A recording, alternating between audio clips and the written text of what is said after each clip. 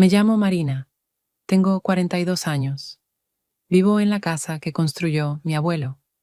Es una casa vieja, de 2 plantas, en las afueras de Toledo. Las paredes están agrietadas, el tejado ha sido reparado a la ligera varias veces, pero aún así se mantiene en pie. Al entrar, se percibe el olor a madera vieja y a papel tapiz descolorido. La casa tiene su propia memoria, y a veces me parece que me mira mejor que mi propio marido. Javier está casi siempre de viaje. Su profesión es arquitecto, pero en realidad se parece más a un viajante. Maleta, ordenador portátil y viajes interminables. Nos vemos rara vez, y cuando regresa, no hay conversaciones entre nosotros, solo frases obligatorias sobre compras, facturas y lo que hay que reparar. Nuestro matrimonio existe porque hay papeles, bienes en común y recuerdos de sentimientos pasados. Pero la vida en él hace mucho que se extinguió. La casa siempre necesita cuidados, sobre todo el jardín. Antes me ocupaba yo sola, pero últimamente todo se ha vuelto demasiado pesado. La tierra está agotada, las malas hierbas crecen más rápido que mis fuerzas. Decidí contratar a un jardinero. Así apareció en nuestra vida don Ramón. Es 25 años mayor que yo, 67, alto, encorvado por el trabajo, con unas manos que conocen la tierra mejor que cualquier manual. Su rostro es severo, casi sin emociones. Las arrugas se extienden desde los ojos hasta el mentón, como huellas del tiempo. Cuando entró por primera vez en el patio, pensé que se parecía más a una estatua que a un ser vivo.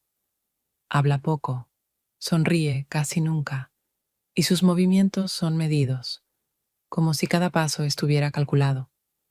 Pero desde el principio, su presencia me inquietó, no por su edad ni por su aspecto, sino por algo invisible, como si hubiera traído consigo un silencio imposible de ignorar.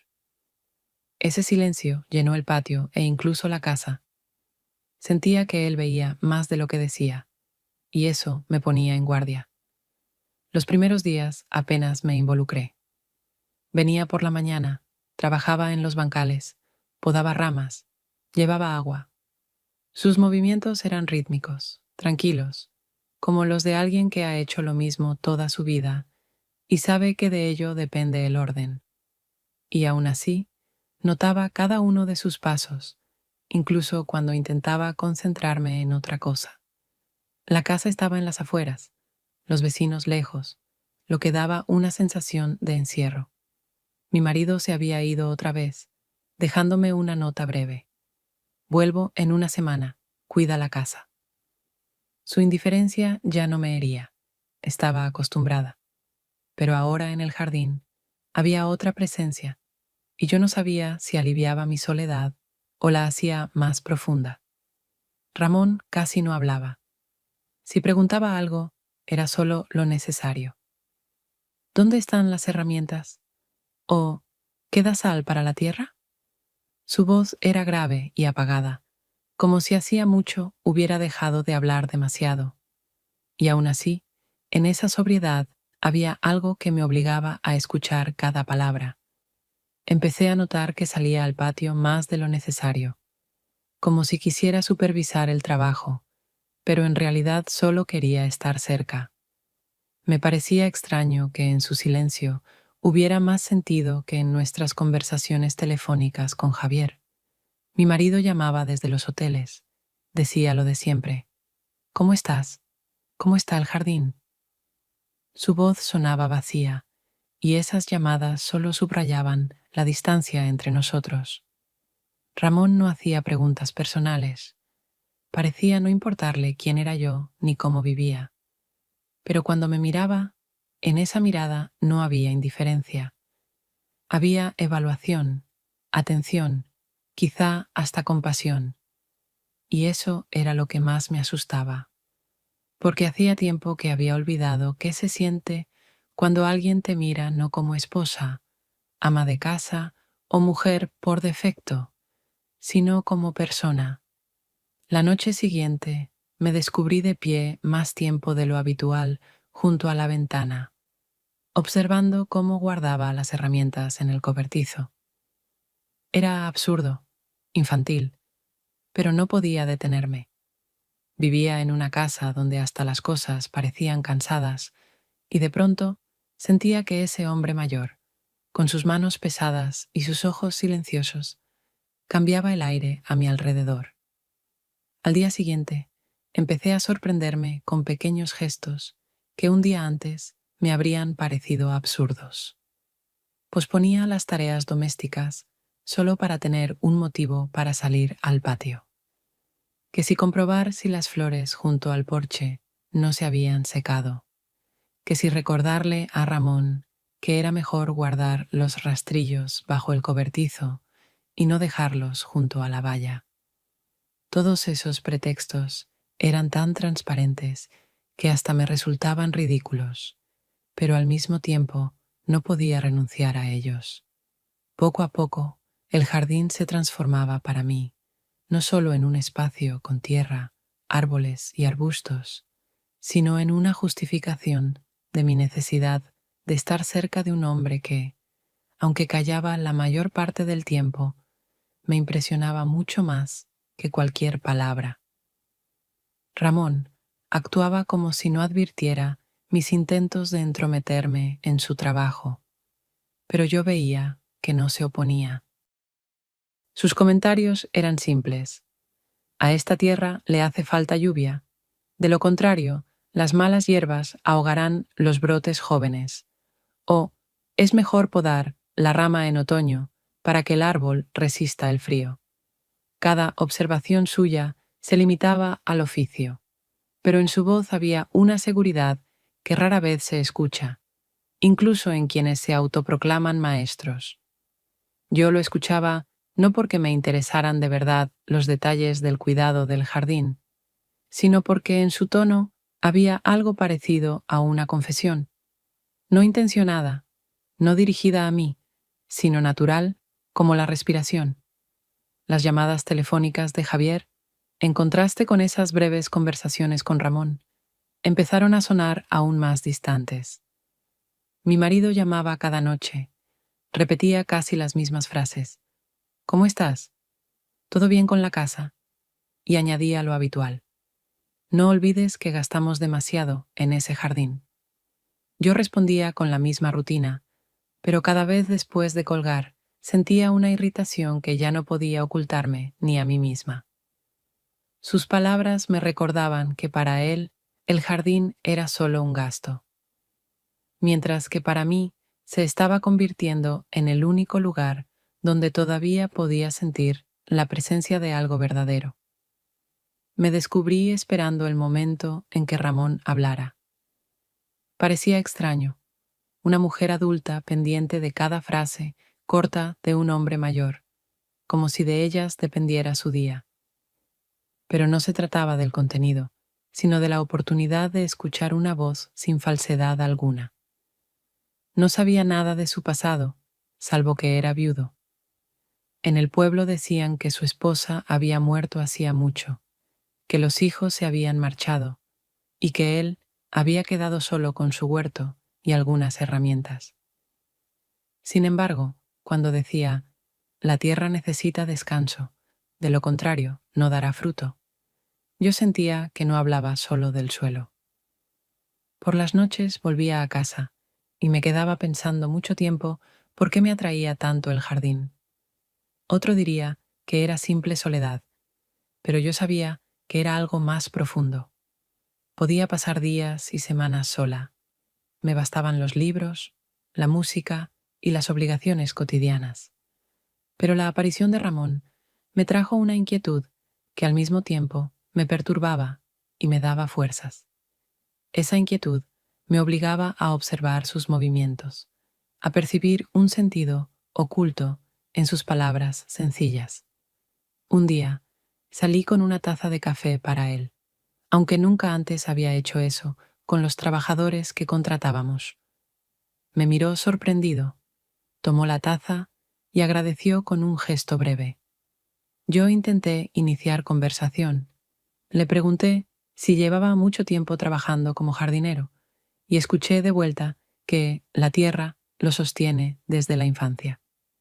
No añadió nada más, pero a mí me bastó para pasar el día entero pensando en que quizá su vida era tan complicada como la mía.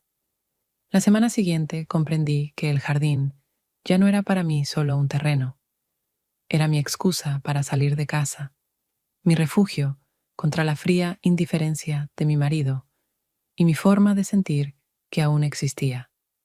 Ramón no me daba ningún motivo para pensar en algo más, pero precisamente su silenciosa presencia hacía que mis días no fueran tan grises. Y cuanto más salía a mirar las plantas, más claro entendía que no buscaba flores ni árboles, sino las frases cortas y contenidas de ese hombre mayor, que me parecían más valiosas que cualquier declaración. Unos días después de la rutina habitual, cuando ya casi me había convencido de que podía mantener el equilibrio, Javier llamó justo en el momento en que Ramón guardaba las herramientas bajo el cobertizo. Sus llamadas solían ser previsibles, con las mismas palabras y entonaciones de siempre, pero esta vez sentí que algo en él había cambiado. Hablaba más rápido de lo habitual, y desde los primeros segundos en su voz se notaba descontento. Al principio empezó enumerando gastos, recordándome las facturas y las compras, pero muy pronto su tono se volvió duro. Dijo que contratar a un jardinero había sido una decisión irreflexiva, que yo derrochaba el dinero y que el jardín absorbía más de lo que daba. Yo guardaba silencio, esperando que la conversación se agotara por sí misma, pero él no se detenía y sus palabras se transformaban en insultos abiertos.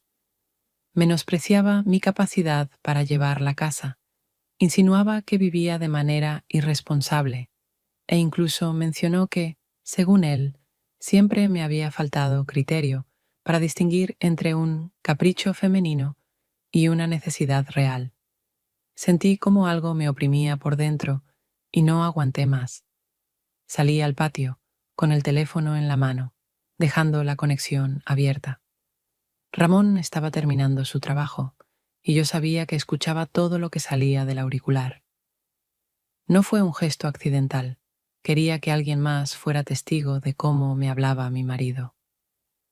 Quería que mi humillación, la misma que llevaba años soportando, al fin fuera oída por alguien más, no solo por mí. En ese momento necesitaba la confirmación de que no era una invención mía ni una exageración, sino la realidad en la que vivía cada día. Javier no sospechaba que había otro oyente.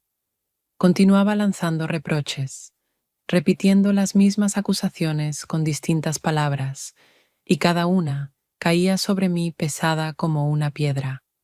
Yo me quedé de pie, apretando el teléfono en la mano, y sentí cómo en mí se acumulaba la rabia, pero en lugar de gritar, me invadió una extraña claridad. Comprendí que en ese instante lo importante no era responderle, sino permitir que Ramón escuchara todo. Era como un desafío, pero también como una confesión. Cuando corté la llamada de golpe y guardé el teléfono en el bolsillo, mi corazón latía tan fuerte que creí que iba a salirse de mi pecho. Ramón estaba cerca, con el rastrillo en la mano, y me miraba con esa atención tranquila que resultaba aún más peligrosa que cualquier palabra de consuelo.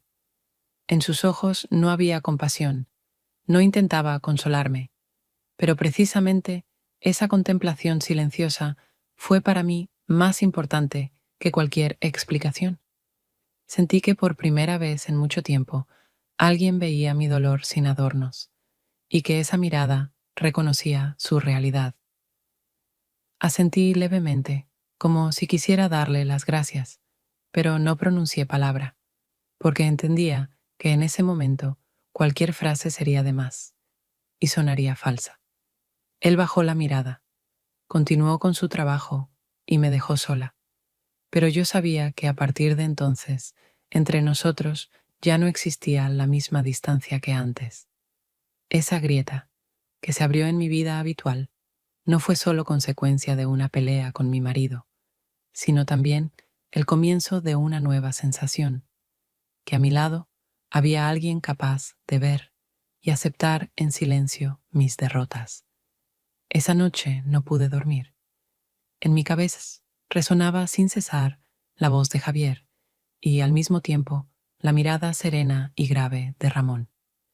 Me senté en la cocina, mirando la ventana oscura, y comprendí que esa breve escena me había cambiado más que decenas de conversaciones previas con mi esposo. Por primera vez en mucho tiempo dejé de sentirme indefensa, porque tenía un testigo, aunque silencioso, y esa presencia se volvió peligrosa.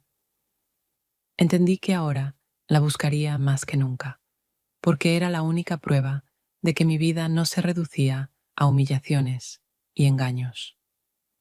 La semana siguiente, cuando el aire en el jardín ya olía a tierra cansada después de la lluvia, Ramón se detuvo junto al viejo ciruelo que crecía cerca de la valla y lo observó largo rato, pasando despacio la mano por la corteza agrietada.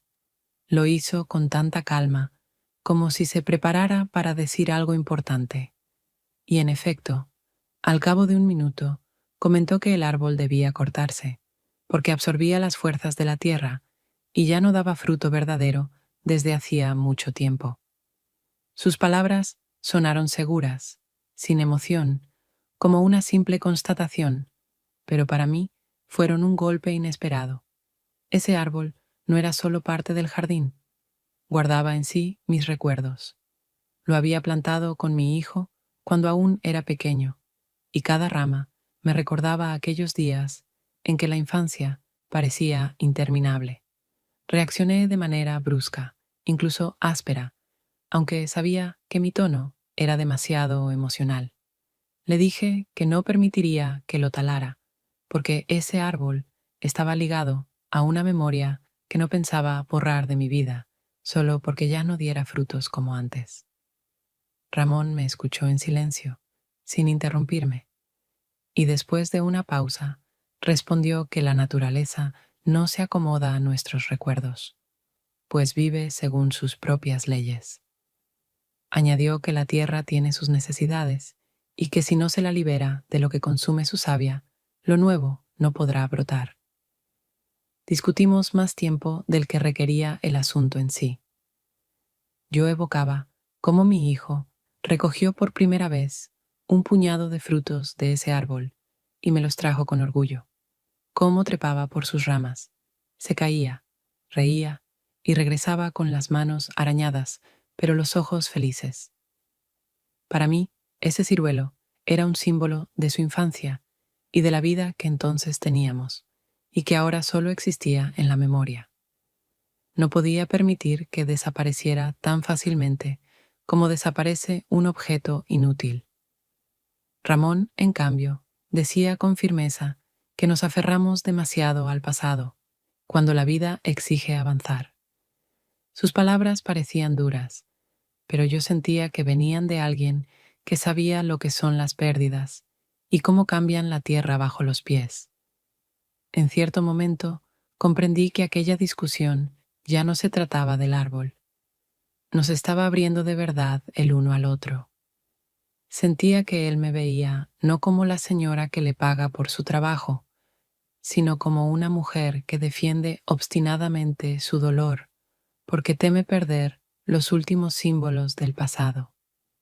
En sus ojos, que siempre me habían parecido indiferentes, apareció por primera vez un interés genuino, y esa mirada me desconcertó. Ya no era el obrero distante, me miraba como a una persona con heridas propias que no escondía. Sentí que ese instante marcaba un punto de inflexión. Sus palabras tranquilas sobre la tierra y mis réplicas cargadas de emoción sobre la memoria formaron un diálogo tenso en el que ambos revelamos lo que normalmente ocultamos. Vi cómo me evaluaba y al mismo tiempo se mostraba él mismo, y eso resultaba más peligroso que cualquier cercanía. En esa disputa, reconoció por primera vez que yo no era solo la patrona, sino una mujer capaz de enfrentarse a él y que vivía no solo de obligaciones cotidianas, sino también de recuerdos que dolían tanto como los hechos reales. Cuando callamos, sin llegar a un acuerdo, Ramón recogió las herramientas y se alejó despacio, dejándome junto al árbol, que ahora me parecía aún más valioso. Permanecí largo rato tocando su corteza áspera y sentí que aquella disputa me había obligado a verlo de otro modo. Ya no era solo el jardinero silencioso, sino un hombre que sin palabras grandilocuentes había logrado ver mi verdadera vulnerabilidad, y eso me hizo aún más vulnerable. Unos días después de nuestra disputa junto al ciruelo, cuando entre Ramón y yo se había formado una tensión invisible que no desaparecía ni siquiera evitando largas conversaciones, Javier regresó de improviso. Llegó sin previo aviso, con la maleta en la mano y esa jovialidad fingida que siempre se ponía como una máscara al cruzar el umbral.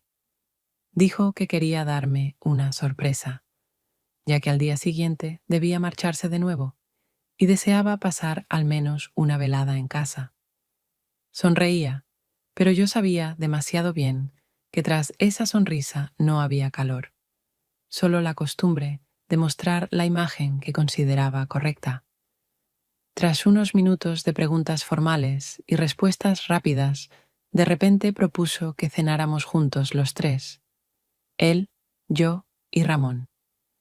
Me sorprendió la idea, pues mi marido siempre había tratado a quienes trabajaban en la casa con distancia e incluso con cierto aire de superioridad. Pero no tuve fuerzas para negarme.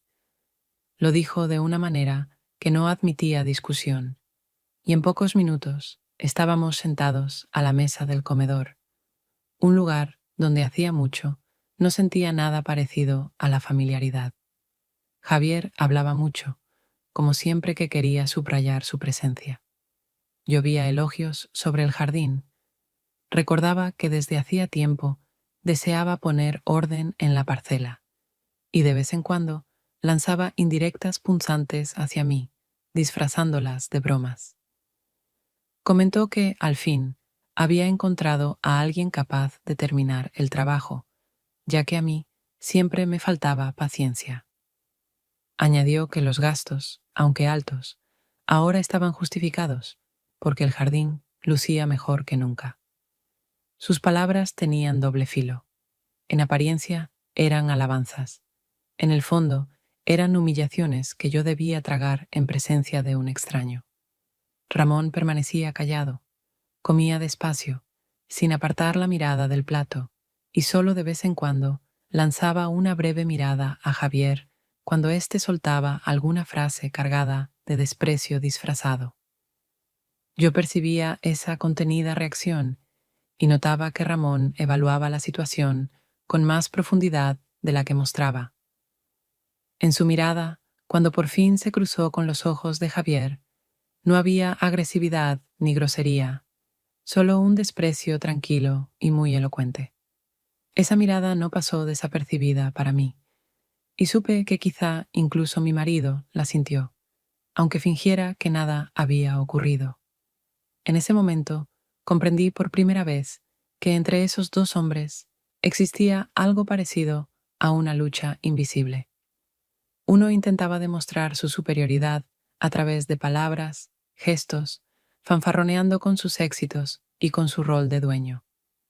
El otro no trataba de demostrar nada, simplemente se sentaba en silencio, mostrando que veía la mentira escondida tras las sonrisas y los chistes. Para mí, esa oposición silenciosa resultó más significativa que la propia cena. Cuando terminamos, Javier se levantó rápido y empezó a hablar de su próximo viaje, que debía emprender al día siguiente. Lo hacía con voz alta, para volver a ocupar el espacio, y yo sentí el cansancio habitual de esa actividad fingida. Ramón se levantó más tarde, dio las gracias y se dirigió hacia la salida. Antes de salir de la habitación, se cruzó un instante con mi mirada, y en ese breve intercambio no hicieron falta palabras. Vi que me comprendía mejor que aquel con quien había compartido la mitad de mi vida. Esa noche me quedé largo rato sin dormir, recordando cada detalle: la sonrisa de Javier, el silencio de Ramón, la tensión suspendida en el aire entre ellos, y supe que guardaría en la memoria esa mirada de Ramón, cargada de un desprecio tranquilo pero punzante, porque fue la primera vez que sentí que en esa casa no era yo la única que veía la mentira. Al día siguiente el tiempo cambió de golpe. Desde la mañana el cielo se cubrió de nubes, el aire se volvió pesado, y por la tarde empezó un auténtico aguacero, de esos en los que el agua corría a torrentes por el tejado e inundaba los bancales. Ramón trabajaba en el jardín, tratando de desviar el agua para que no destruyera las plantas jóvenes, y yo, mirándolo desde la ventana, sentí que no podía quedarme en casa, aunque en realidad mi presencia no fuera necesaria. Me puse una chaqueta, tomé un cubo viejo y salí, como si de verdad tuviera intención de ayudar, aun sabiendo que más bien estorbaría que salvaría algo. El agua anegaba el patio, la tierra se volvía una masa pegajosa en la que los pies se hundían a cada paso, pero yo permanecía junto a Ramón, pasándole las herramientas que pedía con palabras breves. Sus movimientos seguían tranquilos, incluso bajo la lluvia. Abría zanjas, guiaba el agua hacia zonas bajas, y parecía como si estuviera acostumbrado desde siempre a luchar con la naturaleza, igual que cada día trabajaba la tierra. En cierto momento, comprendí que lo miraba demasiado fijamente, siguiendo cada gesto suyo, como si en ello dependiera algo más que salvar unas pocas plantas. Nos refugiamos bajo el viejo cobertizo, junto al granero, cuando la lluvia se hizo tan intensa que respirar al aire libre resultaba difícil. El agua golpeaba con estrépito el techo, las salpicaduras llegaban hasta nosotros, y estábamos muy cerca, tanto que yo podía percibir el olor de la tela húmeda de su camisa. Al principio callamos, pues ninguna palabra parecía adecuada en ese instante, pero de pronto él pronunció una frase que no sonó como una observación de jardinero, sino como algo distinto. Algunas cosas crecen mejor con mal tiempo. Su voz era baja, pero en ella vibraba una seguridad, y entendí que no se trataba ya de la tierra, sino de una confesión en la que oí mucho más de lo que me permitía aceptar. Nuestras miradas se encontraron, como si ambos hubiéramos estado evitándolo durante mucho tiempo, pero ya no tuviéramos elección. Me pareció que el tiempo se ralentizaba de verdad, porque veía sus ojos con una nitidez que nunca antes había sentido. No hice ningún movimiento, no dije nada, pero él se inclinó hacia mí y de repente nuestros labios se unieron. Ese beso no se parecía a un gesto romántico de novelas o películas, no hubo ternura ni cautela. Fue un reconocimiento repentino de que hacía tiempo habíamos cruzado un límite y que desde ese momento nada sería igual. No sentí ni alegría ni miedo, solo la certeza de que había ocurrido y que ya no podíamos fingir que todo seguía dentro de los márgenes del trabajo y las conversaciones sobre tierra y árboles. Cuando nos apartamos, él no dijo nada, y yo tampoco rompí el silencio, porque cualquier palabra sonaría falsa. Permanecimos bajo el cobertizo durante mucho tiempo, hasta que la lluvia empezó a amainar, y supe que aquel aguacero quedaría para mí como la frontera después de la cual ya no podría volver a la vida anterior. Cuando regresé a la casa, me costaba incluso quitarme la ropa empapada, pues en mi mente no dejaban de girar sus palabras, su mirada y aquel beso que no había sido casual ni un error. Fue la consecuencia lógica de todo lo que había ocurrido entre nosotros desde el principio, y al mismo tiempo el inicio de algo que aún no sabía explicar, pero de lo que estaba segura. Ya no volvería a ser la misma mujer que había sido ayer. Aquella noche, cuando por fin terminó la tormenta y en la casa volvió la monotonía habitual, no lograba encontrar sosiego. En mi mente giraba sin cesar el recuerdo del beso bajo el cobertizo y comprendía que ya no tenía fuerzas para fingir que nada había cambiado.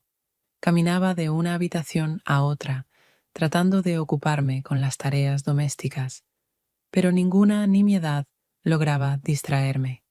Sentía que en el instante en que nuestras miradas se cruzaron y cruzamos esa frontera prohibida, entre Ramón y yo se había creado un nuevo espacio en el que ambos habitábamos ahora, y ese espacio no me permitía regresar a las viejas costumbres.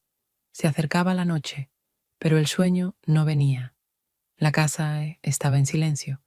Solo a veces las ventanas tintineaban con las ráfagas de viento que quedaban tras la tormenta. Sabía que Ramón aún estaba en el granero, donde siempre se demoraba más de lo necesario, poniendo en orden sus herramientas. Era su ritual diario, y aquel día no era distinto. Yo quería convencerme de que no tenía razones para salir a verlo, pero cuanto más lo pensaba, más fuerte crecía el deseo de encontrar cualquier pretexto. Salí al patio, consciente de que ya no se trataba de un paso casual. Llevaba en las manos una pequeña maceta con una planta de interior, como si quisiera trasplantarla, y me dirigí al granero para pedirle consejo. Ramón estaba sentado a la mesa, reparando unas tijeras de podar, y al verme, levantó apenas la cabeza, sin mostrar sorpresa ni preguntas. Apartó en silencio las herramientas, dándome a entender que estaba dispuesto a escuchar, aunque seguramente veía con claridad que mi pregunta no era más que una formalidad. Comenzamos con detalles triviales. Le pregunté si debía cambiar la planta a una maceta mayor, y él respondió que necesitaba una tierra más ligera y que era mejor esperar hasta la primavera.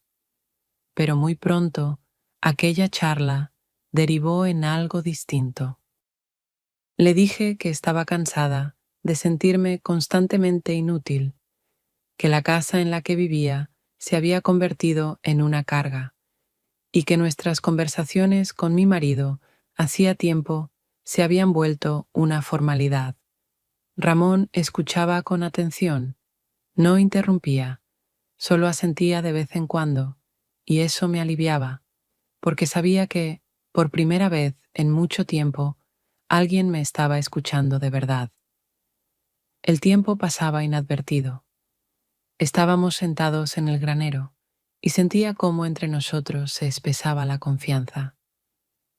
Le contaba cosas que jamás me había atrevido a decir, ni siquiera a mis amigas, y me sorprendía que él, un hombre casi desconocido, pudiera acoger mis palabras con tanta calma y sinceridad.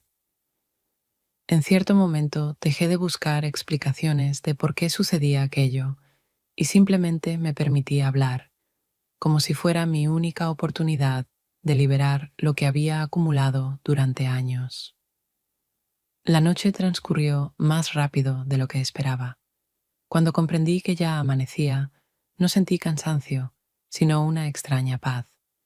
Me quedé con él hasta la mañana, sentada a su lado, observando cómo ordenaba sus herramientas, y sentí que esa simple cercanía era más importante para mí que todas las palabras solemnes que alguna vez había escuchado de mi marido. Nadie vio cómo regresé a la casa, y quizá nadie lo sabría jamás. Pero yo sabía. Desde esa noche ya no era la misma que había sido antes.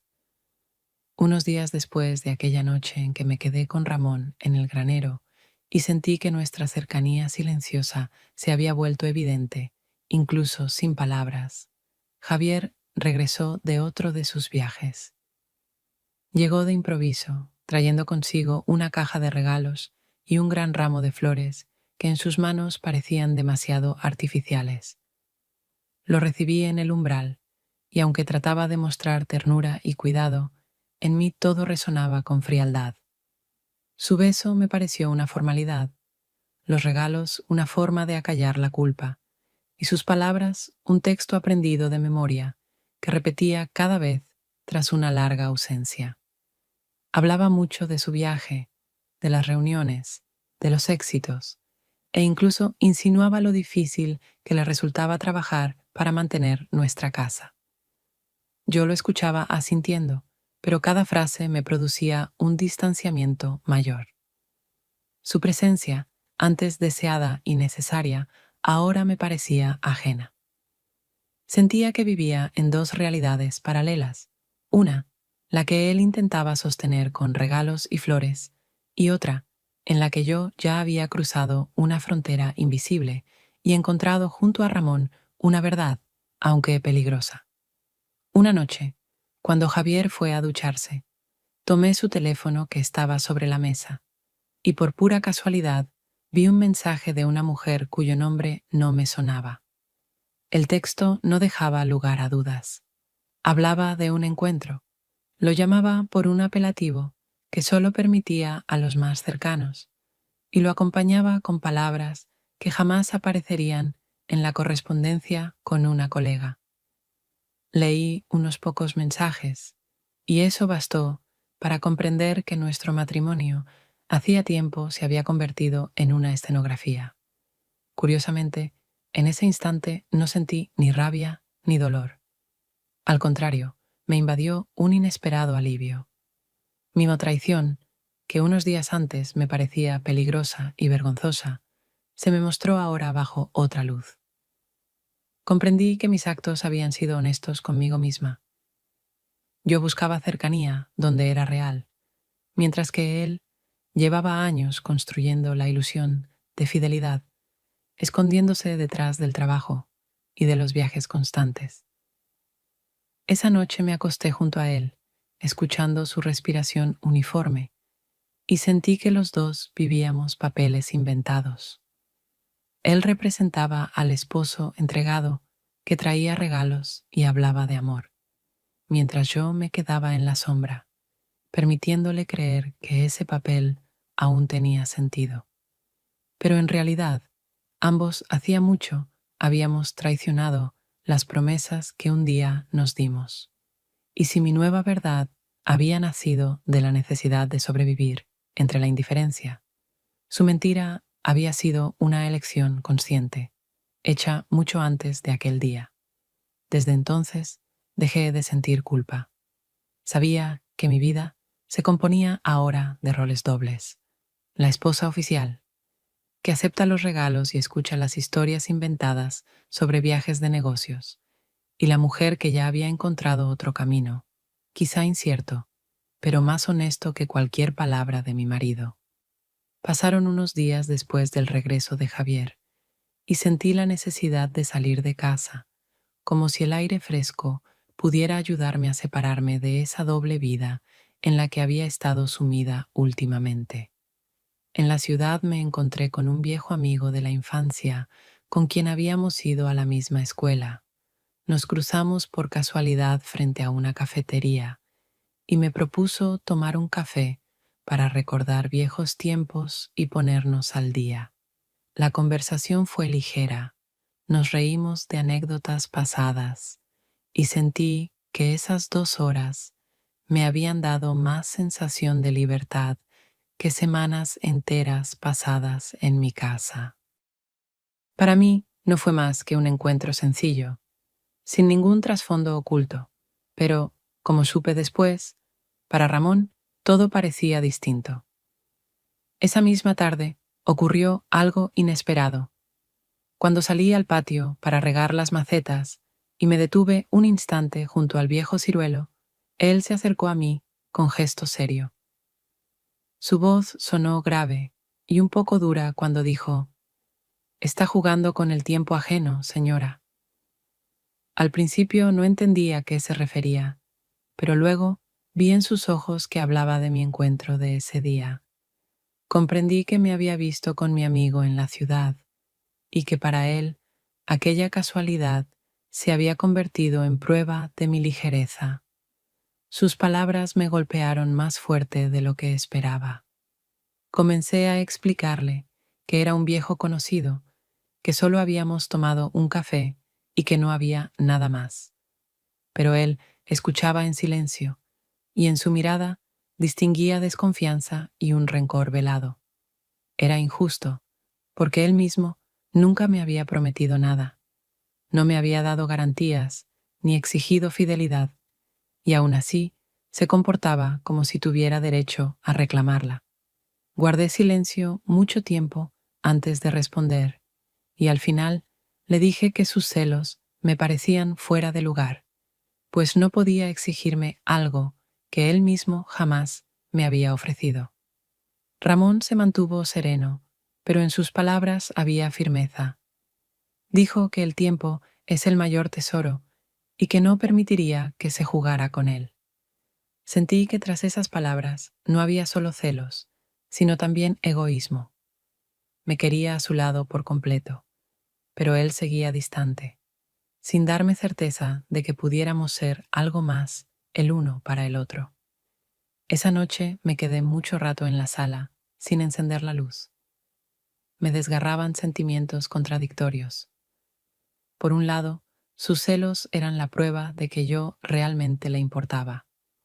Por otro, comprendía que no era más que otra forma de posesión, no muy distinta a cómo Javier intentaba controlarme con palabras y reproches. Me asustó darme cuenta de que incluso en esta nueva relación podía acabar en el papel de una mujer que vive bajo reglas ajenas, no bajo su propia elección. Aquella noche, por primera vez, me permití pensar que Ramón, pese a toda su honestidad y su fuerza silenciosa, podía ser tan egoísta como mi marido. Su deseo de tenerme a su lado, sin condiciones, podía convertirse en una trampa, y no sabía si tendría fuerzas para no perderme en ella. Después de aquella conversación, cuando Ramón se permitió reprocharme ligereza y expresar unos celos que sonaban casi como acusación, entre nosotros se instauró una larga pausa. Durante varios días no hablamos, limitándonos a breves saludos, gestos o acciones prácticas necesarias que no dejaban espacio para una verdadera cercanía. Traté de convencerme de que eso era justo lo que necesitaba, porque cualquier paso adicional parecía peligroso y demasiado complejo, y que lo más sensato sería volver a la vida de siempre, a esa rutina sin color que, aunque fría, no me obligaba a tomar decisiones difíciles. Sin embargo, cuanto más se prolongaba ese silencio, más claramente comprendía que era precisamente lo que más me hería. Intenté llenar mis días con tareas domésticas. Fregaba el suelo, revisaba cosas viejas en los armarios, pulía la vajilla, incluso abrí varias cajas con álbumes de fotos que llevaba años sin tocar. Iba a la tienda, volvía con bolsas, trataba de encontrar consuelo en los pequeños rituales que antes me ayudaban a mantenerme, pero esta vez todo parecía un gesto vacío. Las llamadas de Javier eran aún más lejanas. Hablaba de sus viajes, de colegas, de reuniones, y ni una sola vez preguntaba qué sentía o cómo vivía yo. Contestaba de manera breve, mecánica, y en esos momentos incluso su indiferencia me parecía más fácil de soportar que el silencio de Ramón, que de pronto se había vuelto la carga más dura. No podía admitirlo en voz alta, pero me faltaban hasta las cosas pequeñas. Sus movimientos en el jardín, su presencia en el patio, sus miradas silenciosas que había aprendido a entender mejor que las palabras. Cuando lo veía a lo lejos, sentía el impulso de salir y decirle aunque fuera un par de frases. Pero el orgullo y el miedo me empujaban de nuevo hacia adentro. Trataba de convencerme de que era lo correcto, que me protegía de un dolor aún mayor, pero cada noche sentía que la vida se volvía vacía y absurda. Pasaron varias tardes antes de que me atreviera a dar un paso que en realidad parecía casi infantil. Inventé un pretexto para llamar a Ramón a la casa. Le dije que no podía decidir cómo colocar las macetas en las ventanas para que se adaptaran mejor. Aquella explicación sonaba forzada incluso para mí, pero me daba la posibilidad de acercarme a él sin palabras de más. Entró en la cocina despacio, observó con atención las plantas que yo cambiaba de sitio y pronunció un par de consejos sencillos. ¿Qué planta necesitaba más luz y cuál convenía alejar de las corrientes?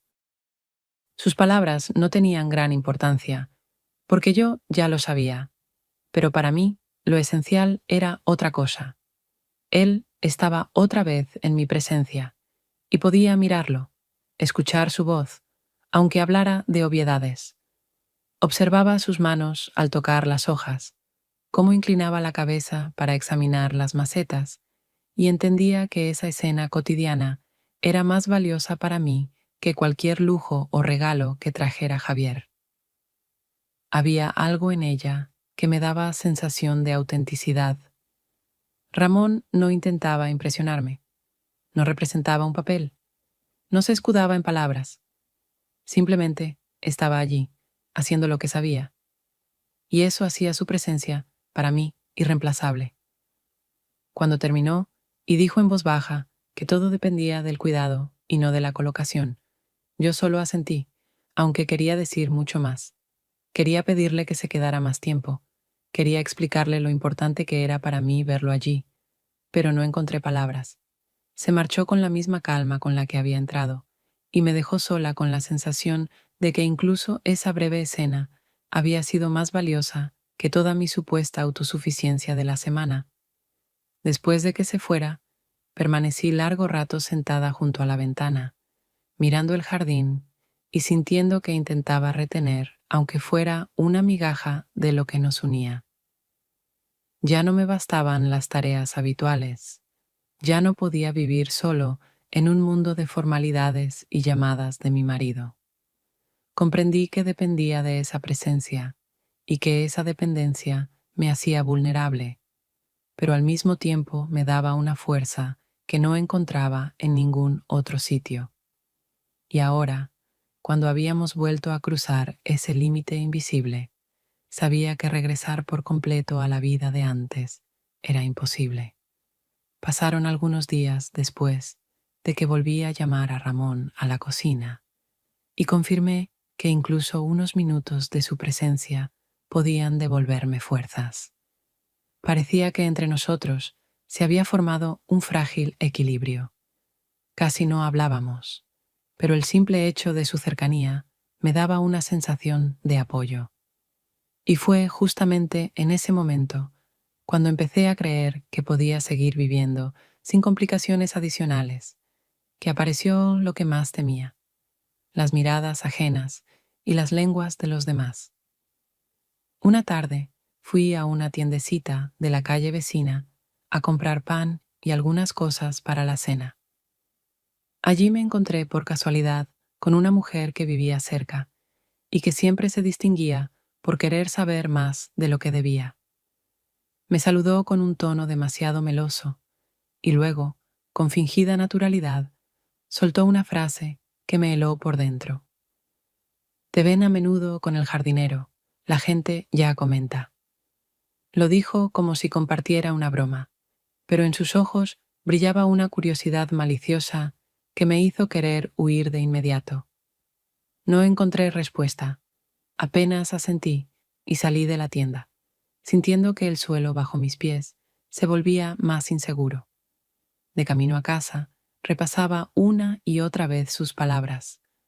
Me repugnaba que alguien se creyera con derecho a juzgar mi vida sin conocer ni mi dolor ni mi soledad. Pero lo que más me atormentaba era saber que esos chismes podían llegar pronto a Javier. Para él siempre había sido más importante lo que pensaran los demás que lo que realmente sucedía. Y en efecto, esa misma tarde me llamó. Su voz sonaba fría, sin los saludos habituales, y pronunció solo una frase. No olvides que nuestra casa no es un circo para habladurías. No especificó a qué se refería, pero el trasfondo era obvio.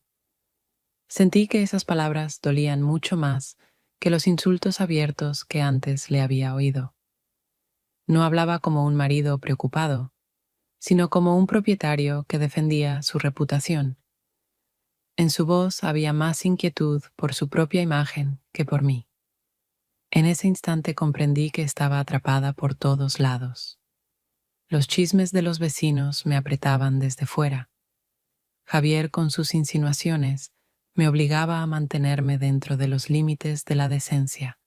Y Ramón, con su egoísta deseo de tenerme siempre a su lado, ejercía presión desde otro ángulo. Sentía que ya no controlaba mi propia vida, y ese peso era aún más insoportable que antes. A la mañana siguiente, Ramón trabajaba en el jardín, pero no me atreví a salir hacia él.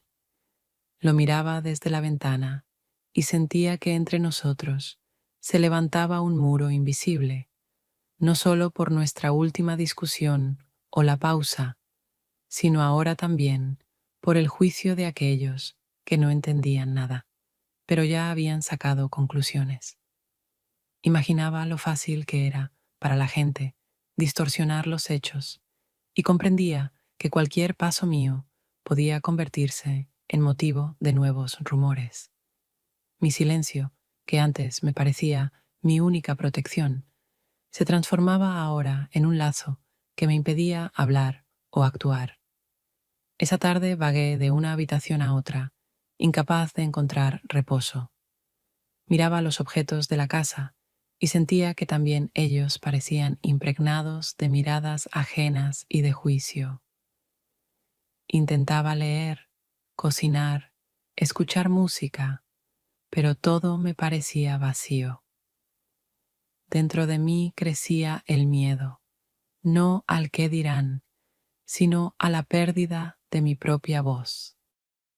Comprendí que mi silencio, prolongado durante años, se había convertido en mi mayor crimen, porque era precisamente él el que había permitido a todos, a mi marido, a los vecinos, incluso a Ramón, decidir mi lugar en lugar de mí. Empecé a darme cuenta de que el tiempo jugaba en mi contra. Lo que hace poco me daba fuerzas, amenazaba ahora con convertirse en una carga imposible de soportar. Pero al mismo tiempo, sabía, no podía renunciar a ese vínculo con Ramón, porque era la única verdad en un mundo donde todo lo demás hacía tiempo se había convertido en pura mentira y fría costumbre. Y en esa dualidad, entre el miedo y la necesidad, entre el juicio y la verdad, me quedaba a solas con mi propio silencio, que se volvía cada vez más pesado. Unas semanas después de que empezaran a circular rumores y sospechas a mi alrededor, ocurrió lo que temía, pero que, en el fondo, también esperaba. Ramón me informó que ya no podría seguir trabajando en nuestra casa. Lo dijo sin explicaciones de más, con voz firme, como si se tratara solo de un asunto laboral. Pero yo entendí de inmediato que la razón no estaba en el jardín ni en el dinero. Su decisión era clara, y se notaba que había tardado en tomarla. Estábamos junto al viejo ciruelo, aquel que un día fue motivo de nuestra primera gran disputa, y fue allí donde pronunció las palabras que nunca olvidaré. Ya no puedo seguir trabajando aquí. Necesito sentido en lo que hago, y ya no lo encuentro. Ni siquiera me miró después. Simplemente se alejó despacio hacia la verja, cargando sobre los hombros su gastado saco de herramientas. Lo observé marcharse y sentí cómo, con cada uno de sus pasos, mi realidad se desmoronaba en pequeños fragmentos. Por un lado, me parecía que me traicionaba con su huida, pero por otro, sabía que en sus palabras no había engaño. No quería vivir en la escenografía falsa de mi casa. No quería ser parte de compromisos ajenos ni de medias verdades. Fue honesto al menos en su silencio, mientras que Javier llevaba años ocultando, tras las palabras, un mundo entero de traiciones y de fingida preocupación. Y esa misma honestidad, que alguna vez había sido para mí un apoyo, ahora se convertía en ruptura definitiva. En casa quedaba Javier, que seguía llegando con ramos y regalos, como si pudiera sobornar al tiempo y ocultar lo evidente. Repetía las frases de siempre, hablaba de sus viajes, trataba de recrear la ilusión de un matrimonio normal, pero yo ya no lo escuchaba. Veía ante mí a un hombre que me mentía incluso cuando intentaba mostrarse entregado, y comprendía que entre nosotros no quedaba nada más que costumbre y miedo a destruir lo que hacía tiempo había dejado de existir. Su ternura me parecía una falsificación, sus sonrisas una máscara, y cada vez que intentaba tocarme, yo no sentía más que vacío. En las noches de silencio, volvía en pensamientos hacia Ramón. Imaginaba su casa, su tierra, que cuidaba con la misma atención con que había cuidado mi jardín, y pensaba que quizá ni siquiera lamentaba haberse ido. Su vida seguía siendo simple y clara, hacía lo que sabía y se mantenía fiel a su verdad. La mía, en cambio, volvía a reducirse a las paredes de la casa, donde debía interpretar el papel de esposa que acepta las reglas impuestas por su marido. Y ese contraste me hería cada día, entre el hombre que era honesto incluso en su silencio, y el hombre que mentía incluso al hablar de amor. Comprendí que mi verdadero crimen no había sido la traición, ni aquel beso bajo el cobertizo, ni aquella noche en el granero, sino haber callado demasiado tiempo. Había permitido que otros decidieran por mí, que trazaran mi destino, y así acabé perdiendo mi propia voz. Ramón se fue porque no quiso vivir en esa cárcel de silencio. Javier se quedó porque el silencio le convenía, ya que en él podía ocultar cuanto quisiera. Y yo quedé en una encrucijada, sin salida clara ni final definido. Aquella noche, sola en la sala, me dije en voz alta lo que nunca me había atrevido antes. A partir de ahora, hablaré. Aunque nadie escuche, aunque mis palabras parezcan inútiles o incómodas, ya no quiero vivir en un silencio que mata. Esa decisión no transformó mi vida de inmediato, no trajo alivio ni alegría, pero me dio la certeza de que, por primera vez en muchos años, recuperaba mi derecho a tener una voz propia. El final de esta historia no llegó, y quizá tarde mucho en llegar. Ramón se fue, Javier se quedó, y yo estoy en medio de dos mundos, el de la mentira y el de la honestidad, que no lograron unirse. Pero ahora sé, mi futuro no depende de sus decisiones, sino de lo que yo por fin me atreva a decir. Y aunque esas palabras se disuelvan en el vacío, seguirán siendo mías, y por lo tanto, verdaderas.